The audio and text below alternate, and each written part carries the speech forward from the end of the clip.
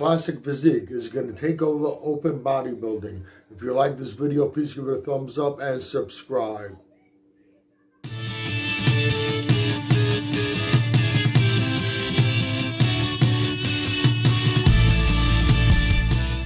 Okay, we have Kalecinski moving into the open division. Ramone Dino stated that the open division is in his future plans. It's been speculated that Wesley Vizzers might be moving into the open division. I forget what channel it was on, and I'm not 100% sure. I think it might have been Chris Bumstead who said it, that if all the classic physique competitors moved into the open division, it would change the face of open bodybuilding. A little ironic that it came from, if it was Chris, it would be a little ironic that it came from him. I'll get to that later on. What will happen if all these classic physique competitors start to migrate into the open division? Is that going to change the open division? I don't think so. At the end of the day, bodybuilding is about muscle.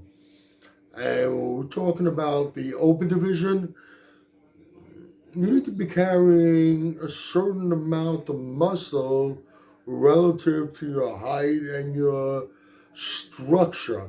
Otherwise, it's one of the reasons why classic physique was put in place.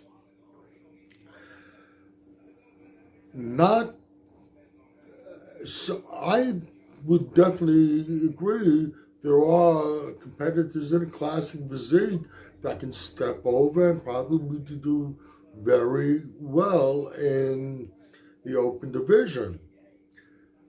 Once again, some changes have to be made. Have to put on muscle. Bodybuilding, open bodybuilding is about muscle. Not everyone can put on that amount of muscle, the muscle needed in the open division. Just because you do everything the same as this guy over here who's a mass monster, doesn't mean you're going to become a mass monster. His genetics are involved. Not everybody's genetically able to put on that crazy mass. Not to say you're not going to get bigger, put on muscle, but it varies from person to person. We have the weight cap in the classic physique, which keeps the physiques in check. Now, for those competitors that are in classic physique that have the ability to put on that extra muscle, are they going to be able to just take over the open division?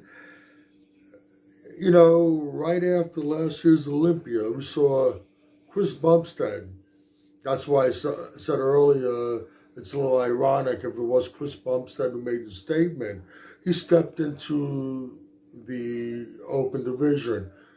It was Prague. He came in second behind Myron Fitzwater. Chris brought in his best package to date, I think, and a lot of people thought. He brought in terrific conditioning, and he was bigger than we've ever seen him on stage. He had definitely outconditioned Martin, but at the end of the day, there was a noticeable difference in muscle. Martin still beat Chris. If we were going on that, if that was the case, you got competitors like Rafael Brandao. Beautiful shape and structure. You look at his physique when he steps on stage, he definitely has a classic looking physique. But what's the problem? Why hasn't he placed higher in the rankings yet? I mean, he's placed in the top 10. I believe he came in 10th place, but it's been a struggle because he's not big enough. Samson Dowder, one of his issues wasn't only not being able to bring in the conditioning, not having enough muscle for his frame. He had to fill out his frame, and until then, he didn't get to where he is now.